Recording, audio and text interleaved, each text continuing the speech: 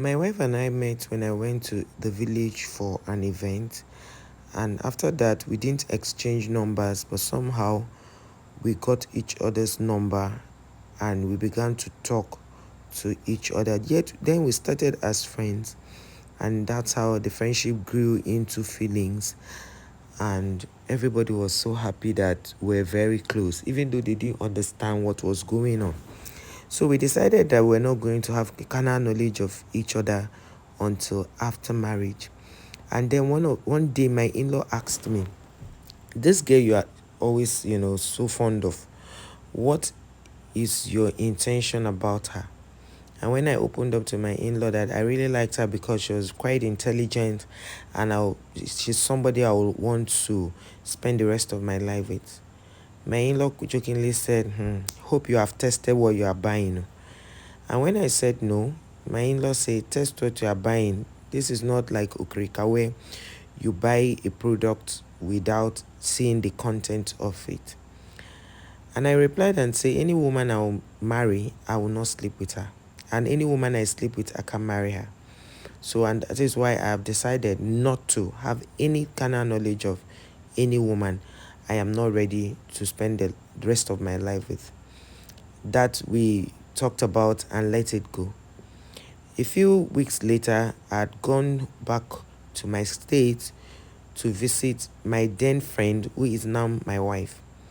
On reaching there, I met one of my friends as my present wife now, then my girlfriend or my friend as it were, picked up something and came to meet us in the car. Before she came, the conversation was that my friend was asking me, there was a discussion that made my friend to ask me if I had tested what I was buying.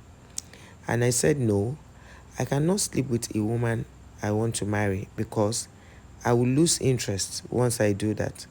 I don't want to know anything about her body until I'm married to her legally. And my friend said, wow, that he cannot even try that kind of thing. He will have to test what he is buying. And then, in front of his wife to be then, he said, that his wife to be then, which was his girlfriend then, he has done everything, he has seen everything, he has turned everything upside down, which I found very embarrassing and distasteful to hear a man speak about a woman like that, even in her presence. Not that he even said it between us. Fast forward, my wife now, then my girlfriend or my friend, came into the car and we went to the function we're supposed to embark on. And that thought kept playing in my head. And then before our marriage proper, these people had gone to say my wife was so expensive, my wife may not be able to carry babies. There was a lot of rumor that my wife cannot be pregnant. My wife's waist is too tiny. My wife is from a family that she might not be able to cook. My wife may not be able to have children. They said all manner of things. They even went as far as saying that my wife's wedding gown is very, very expensive. All of this I did not mind.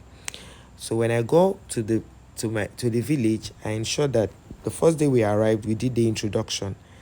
And then we collected the list. Normally, as it's done traditionally, when you come for the introduction, the family of your wife or the bride will give you a list of what to buy, which is outside the dowry you pay.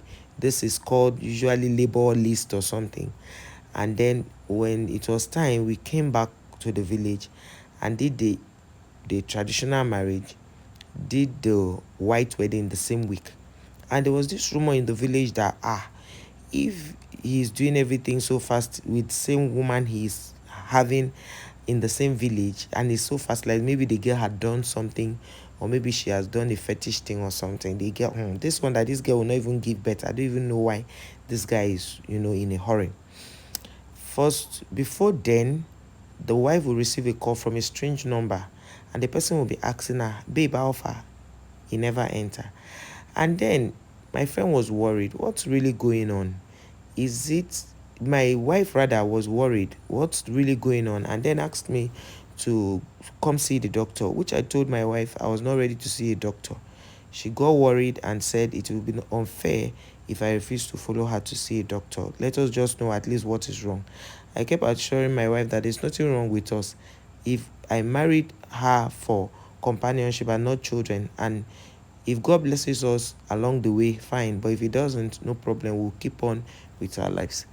And then it went by and went by. My wife kept worrying because people kept calling her to ask her how far. This was just 6 months into the marriage. And when we eventually went to see the doctor, they said there was no problem with my wife. And then we saw another doctor who said he wanted to check if my wife's tubes were blocked.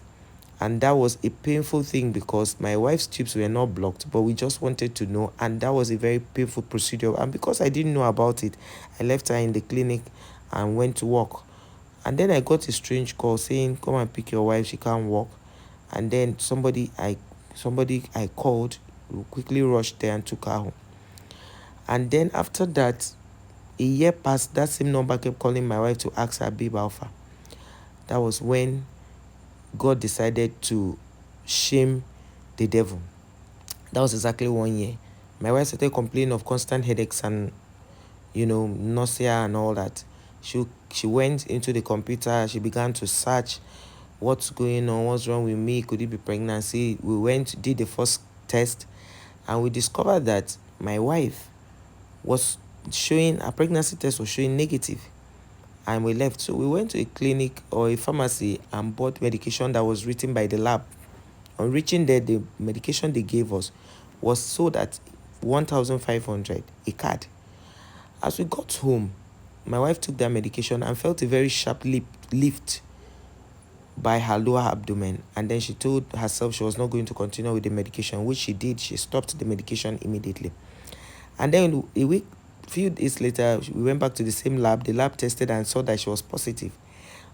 On reaching, we went to do a scan this period, and then they saw 2 heartbeats of babies. And when they checked, they said it was too early for them to ascertain if that was the only children my wife was carrying.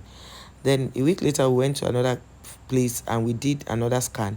They saw 3 heartbeats, and then they called me into the hospital to say, congratulations, your wife is not carrying twins but triplets. And that was how my wife went through that pregnancy smoothly. She gave birth to triplets. The testimony in all of this is that all those people were laughing at my wife, asking her, one even asked her when she gave birth to her third child and said, why do you talk about money so much and you don't talk about having children? When that her friend gave birth to her third child, that was when my wife gave birth to triplets. Meaning that what that her friend went to the hospital 3 times to do, my wife had given birth to these 3 children at once. So my other friend who was asking me why I will not test what, that he has tested everything and done, before we were maybe 2 years into 3 years in marriage, him and his wife had divorced. He had divorced the same woman. All the people. Then my cousin, who is a reverend, went to church to testify that his cousin's wife, whom people have tagged Barren, that she can never be pregnant and all of that, she doesn't even have the womb, had given birth to triplets. And my mother-in-law was sitting there hearing all of this because they happened to attend the same church. And that was how all those people who said horrible things about my wife just because we agreed to stay without having sex before marriage, their mouths were shut. Some were calling to congratulate, some never bothered congratulating us. And at the end of the day, those people who thought that you have to test what you buy, you have to test before you buy, they saw that the God way is still the best way. And at the end of the day, some of them who now have tested became pregnant. So later on, some tested and did not become pregnant. At the end of the day, the same lady who was always calling my wife, immediately she heard my wife had given birth, she stopped calling my wife. Neither did she call my wife to congratulate her. The story behind all of this is that God's time is usually the best. No matter how much the world tries to put pressure on you, keep your head focused and know that if God says the marriage bed is holy, keep the marriage bed holy, and He will bless your water and your bread. at the appointed time. Stay blessed.